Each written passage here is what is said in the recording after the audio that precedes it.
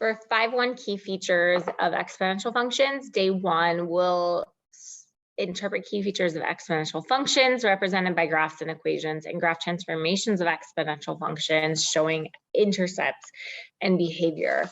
So remember that transformational form of our functions is the AHK form. So when I have a exponential function, that means that my function is in the form a times b to the x power, where a cannot be 0 and b cannot be 1. So the b to the x power is my parent function, where the a is what my coefficient when I'm multiplying by. Remember that a is the thing that stretches, reflects, and compresses the graph. And then b again is our base to the power of x minus h. So the opposite of h, remember the h translates the graph horizontally, and then plus k, where k translates the graph vertically. So we're going to look at some functions with these transformations.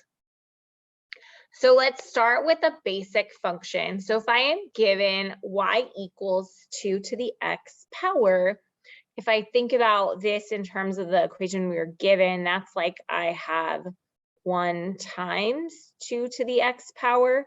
So a is 1 and b is 2.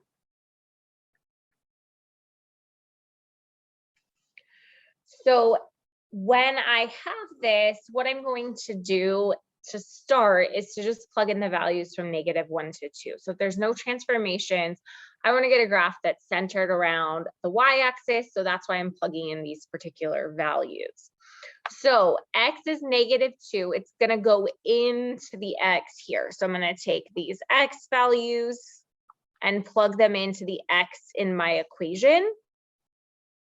And so that means that f of -2 is going to give me 2 to the -2 power.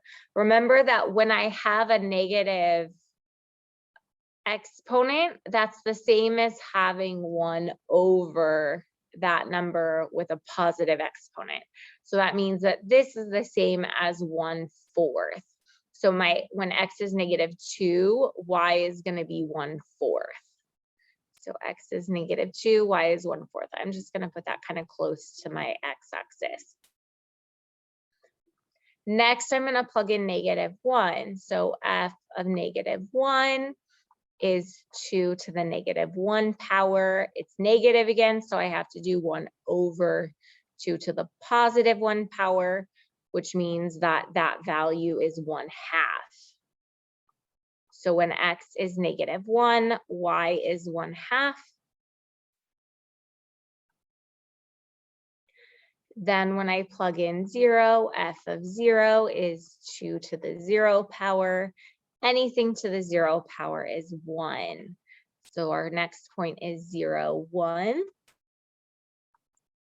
Then we're plugging in 1. So f of 1 is 2 to the 1st power, which is 2.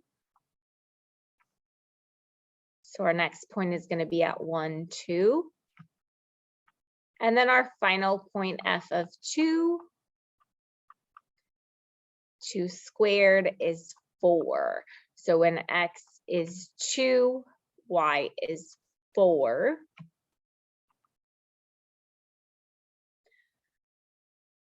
So our graph will look like this for an exponential function. So remember that with exponential graphs, they never cross or touch the x-axis unless they've been translated.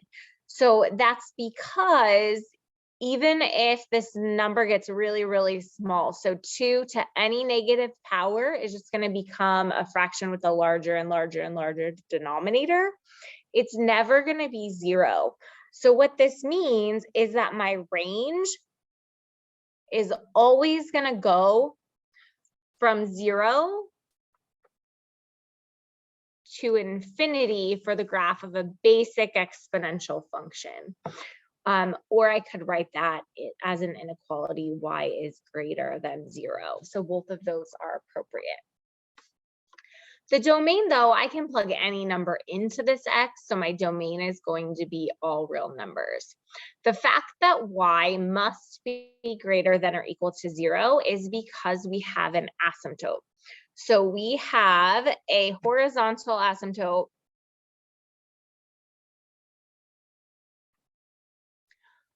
on our x-axis.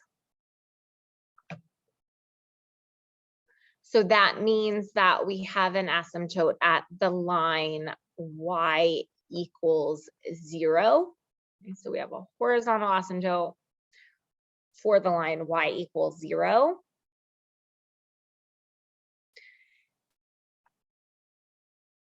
Because of that property we talked about with a fraction, no matter how big my denominator gets, it's never going to be equal to 0. So I have, remember, we draw asymptotes as dotted lines across as our x-axis. If we look at the graph, our y-intercept is the green point that I graphed. So our y-intercept is at the point 0, 1. And then end behavior. It's been a long time since we've talked about end behavior. So remember, end behavior is the number or value that y is approaching as x gets smaller and as x gets larger. So as I follow my graph to the left, we've only ever seen end behavior approach positive or negative infinity. So if it's pointing up like it is on the right, that's approaching positive infinity. Okay, so since this is going up, right, that means that our end behavior is approaching positive infinity on the right side of our graph. If we look at the left side of our graph, so as x approaches negative infinity, it's approaching our horizontal asymptote. So it's actually approaching 0. Okay. So it's okay for it to approach a value if I have an asymptote like that, because that's what's happening. Our arrow here is getting closer and closer to 0. Okay, so for this one, I had 2 to the x power. Let's look at one more. In this problem, we have 5 times 1/2 to the x power. So if I think to what we talked about before, that means my a is 5 and my b is 1/2. So this is going to look a little bit different, and we'll talk about those properties next. So let's plug in the values. So if I plug in -2, g of -2 is going to be 5 times 1/2 to the -2 power. Okay, so remember that before we didn't have a fraction and it turned into a fraction in order for us to turn that exponent positive. When we have a fraction, what we want to do is write its reciprocal to turn that exponent positive. So if I write the reciprocal of 1/2, it's just 2. So this is really just 5 times 2 squared. So 5 times 4 is 20. So I cannot graph that because it's off my graph. This is kind of common with exponential functions that we probably may not be able to graph all 5 of the points we're attempting to graph because of the nature of it getting increasingly larger more quickly.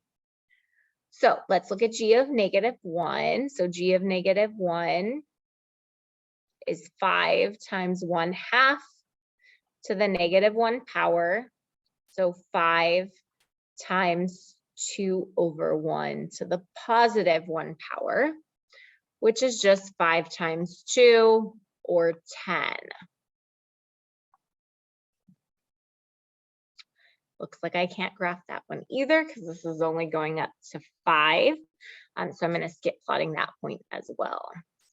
Let's look at 0. So g of 0 is 5 times 1/2 to the 0 power. Remember that anything to the 0 power is 1. So this is just 5 times 1. So our y value is 5, and that's on our graph, so we will be able to graph this. So we're going to plot 0, 5.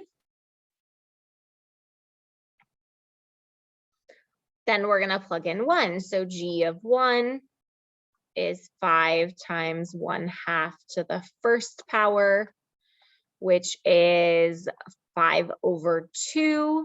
So 5 times 1/2, or 2.5. Okay, so we're going to graph the point 1 and then 2.5.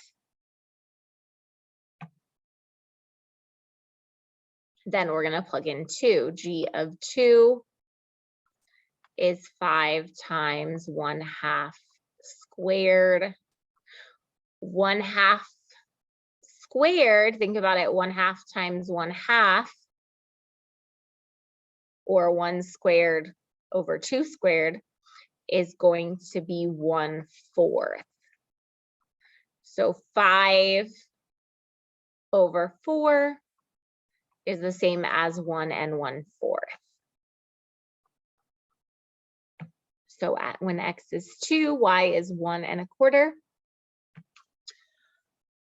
If we think about this as that exponent here keeps getting larger, the same thing's going to happen where our denominator, we had 5/2 for the next one. If we think about it, 2 cubed is 8, we'll get 5/8, and then 5/16, and so on until it keeps getting larger and larger and larger.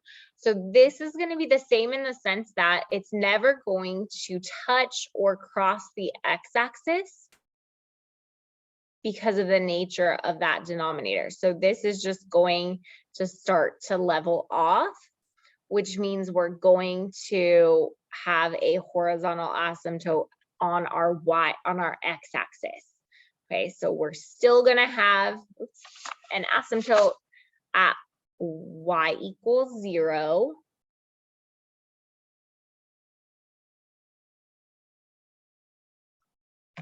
Because as x gets larger, that denominator is going to get larger, but it's never going to actually become 0. So notice this is going to switch our end behavior. So it's the right side of my graph that is approaching 0, not the left anymore. So if I think about that, the right side of my graph is where this is leveling off and approaching 0. The left side of my graph, notice it's pointing up, right? I got 20, right? If I were to plug in a -3, it would get even bigger than 20. And so this is pointing upwards and approaching positive infinity. Just like the last problem though, my domain is all real numbers. I'm able to plug any value in and I won't get an undefined answer. However, we just said we can't ever become 0. So my range is actually from 0 to infinity again. Okay, so my lowest value I can get is 0, but not included. And then the highest value is 0. Okay, so our domain from bottom to top, from left to right, is all real numbers, negative infinity to positive. Our range is from 0 to infinity. Our y-intercept, I didn't connect those points very well, was 0, 5.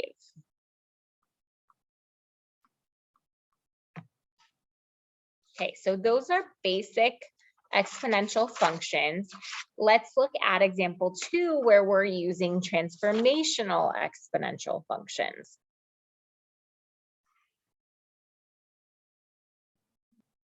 Okay, so in example 2, we are graphing each function, and then we're going to describe the graph in terms of the transformations of the parent function. So for the parent function for this one, we've got the function f of x equals 3 to the x power. So we're going to start here with the parent function and draw that graph first. So we're going to plug into this x. I don't have as much space as I did the last time, so I'm just going to write the work a little more squished. So f of -2 is 3 to the -2 power. Remember, that means it's 1/3 squared. So if I have a negative exponent, it means that I write 1 over that value squared. So this is going to be 1/9. So I'm going to plot the point -2, 1/9. Again, very close to 0, but not quite there. If I plug in a -1, that is 1/3 to the first power. So that is 1/3. Okay, so at -1, it's 1/3. So a little bit higher than 1/9. If I plug in 0, remember that anything to the 0 power is 1. So the point at 0 is at y equals 1. 3 to the first power is 3. So the 0.13 is our next one. 3 squared is 9. So that's going to go off the graph. Okay, so I'm going to graph my parent function here and label it as f of x. So this is f of x. If we think about any exponential function, my domain is going to be all real numbers. Okay, that's going to be true for any exponential function. Domain is all real numbers. So even after I translate, my domain is not going to change. Because no matter where I move it, all real numbers is always all real numbers. My range, if I look at this, is just like it's been for the last problems. It goes from 0 to infinity. Okay, or I can say y is greater than 0. Just like I've had in the previous problems, I have an asymptote at y equals 0. This is just not going to be 0 ever because of that fraction. Okay, and then notice that my y-intercept is at 0, 1. Okay, so that is the equation for my parent function. So anytime I'm doing a problem here, I'm translating from the parent function. So if I think about this, my value for a is -1, right? I can think about this equation as -1 times 3 to the x power. There is nothing being subtracted in my exponent, and there's nothing being added outside of this term. Okay, so that means h and k are both 0. So if I think about that verbally, that means that g is f reflected over the x-axis. Okay, and I know that because that's what a -a does, right? If a was a number, it might have stretched or compressed. If h was a value, it would have moved left or right. If k was a number besides 0, it would have moved up or down. So let's look at what this means by plugging it in, and then we'll talk about visually how we could look at that as well. So if I were to evaluate, and I'm going to use blue and graph this in blue just so I can differentiate between f and g. If I plug -2 into now -3 to the x power, the negative is on the outside, so it's not getting raised to the power. So no matter what, my term is going to stay negative. So I have -1/3 squared. So this is going to be -1/9. So it's just reflected right across actually my horizontal asymptote there. If I plug in -1, -3 to the -1 power, again, that 3 is not in parentheses, so it's staying negative. So it's -1/3 to the first power, which is just -1/3. Okay, so that's going to be right there. -3 to the 0 power is just going to become -1 because any number raised to the 0 power is 1, and the negative stays. Then -3 to the first power is just going to become -3. And finally, -3 to the second power is just -9. So I cannot graph that one because it is off my graph. So then if I were to draw this, this is g of x. notice that my range now has changed. So instead of the whole graph being above 0, my whole graph is below 0. So that means that it's actually going from negative infinity, right? I'm starting at the bottom with an arrow pointing down until 0. Or I could think about it as being that y is less than 0, right? All of those y values are negative or smaller than 0. I still have an asymptote at y equals 0. Right, that asymptote still holds because it's approaching 0, it's just below. And then this time my y-intercept, it's crossing at -1. It's 0, -1. Okay, so let's look at one more and then we'll go back and kind of summarize what was happening with each of these and what properties we can see or expect as we're doing problems. So I'm going to just copy that table from above for my parent function and regraph f. So remember that right above there, we got 1/9, 1/3, 1, 3, and 9. And then that meant that our graph was here, here, here, here. So this is our graph of f.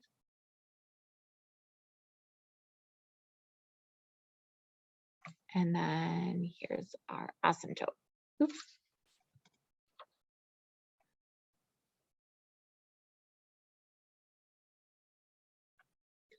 Okay, so let's look at our new equation so that we can determine what's happening here. So remember that A is the number that's being multiplied in front. So A is actually 1, right? I can think about this as 1 times 3 to the x power. Nothing is being subtracted up here. So h is 0. And then I'm subtracting 4. So that means that k is -4. So if I think about this, the only thing that's happening is that h is going to be f translated down 4 units.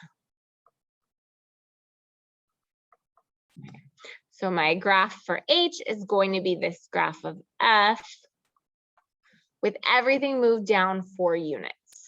Okay, so I can see that because notice that if I plug in, so 3 to the -2 minus 4. So 3 to the -2 is this value. Okay, so if I do 1/9 minus 4,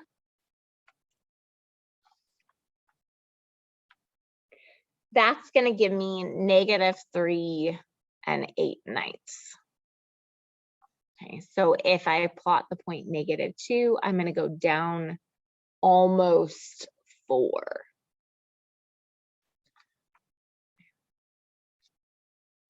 Then 3 to the -1 minus 4. Remember that 3 to the -1 is what we got here. So that's going to be 1/3. Minus 4. So that's going to be -3 2/3. So at -1, we're going to be down 3 2/3. So about there.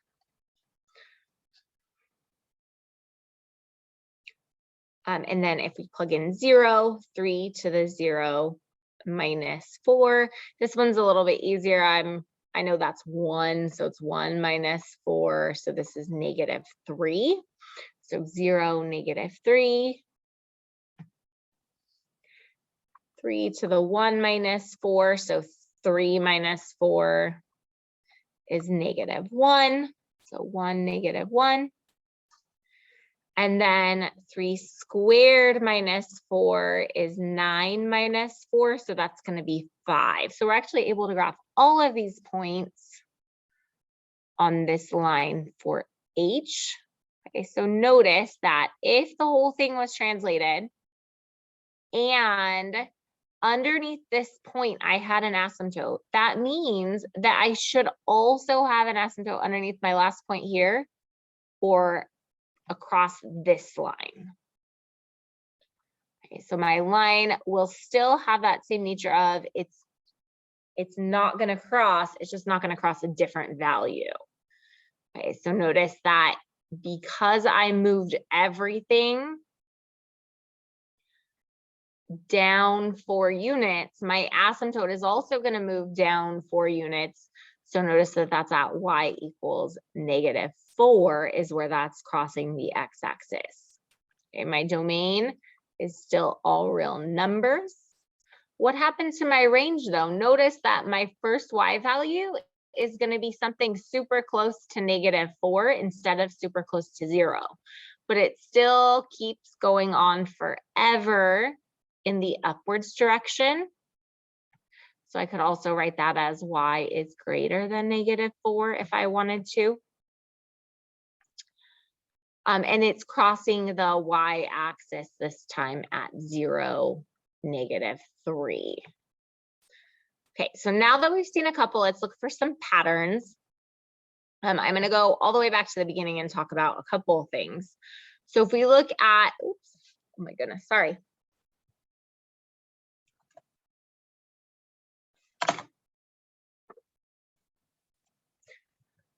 If we look back at the first one that we did, we had a function where b was 2. B was a whole number. I want you to notice that that is an increasing function. Okay, so it has a positive slope as I move to the right, from left to right, my y values get larger, right? As I look at my table down, my y values get larger. If I think about this in terms of transformational form, even though I didn't, it had no transformations, right? This is essentially a parent function. Let's look at the next one. Notice that b was 1/2. And so if I look at it from left to right, it's starting high and getting low, right? My numbers are getting smaller. This is a decreasing function. And so we'll talk about what this means later, but as my base changes, it changes kind of what that function looks like as I go from left to right. So when it was a decreasing function, notice that my end behavior side just switched, right? So the 0 ended up on the other side, but the asymptote stayed the same. And this function had an a of 5. We think about that, that was vertically stretched, right? A lot of our points didn't fit on the graph versus just a few before. Okay, so then if I look at my parent function compared to when a is negative, it's reflected down. So I notice that my range is the opposite and my y-intercept is the opposite. For the one that we just did, since it was translated vertically up and down, it changed my range value, my asymptote, and my y-intercept, because those are all related to y, and domain is related to x. Okay, so let's look at some connections and talk about where these values are coming from. So for this, our asymptote for any of these graphs is going to be at the location y equals k. So we had a k value of -4 in the last problem, and that's why our asymptote moved down to -4. Before we only had a k value of 0, so our vertical asymptote, our horizontal asymptote was at 0. Domain, because I can plug any number in, this is always going to be all real numbers. My range depends on a. So if a is positive, my range is going to be from k to infinity, or y is greater than k. If a is negative, my range is going to be from -infinity to k, or y is less than k.